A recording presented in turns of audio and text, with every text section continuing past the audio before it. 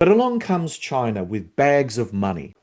And you know what I'm seeing, and I think that this is now something that you can see happen in other places of the world as well, is that with the advent of another pole, the United States being one pole, but now there's this other pole with lots of money to spend, small countries, developing countries, are starting to find that they have negotiating power, that they can go after Chinese money and yet look for protection toward the United States.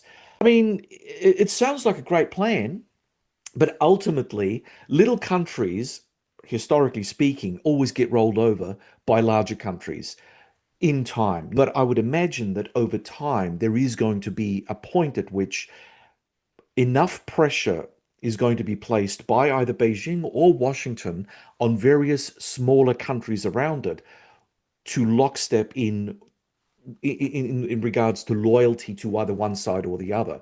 Do you see this as something that may happen in the future, or do you think that the developing countries will be able to just stay in the middle? Great question. I think what we're witnessing in Southeast Asia, is precisely what you just described. So for longest time, this ASEAN centrality, they don't want to pick sides, and we actually might be strapped with incredible amount of debt that we're going to be we're going to be under the huge pressure to pay back in one way or the other.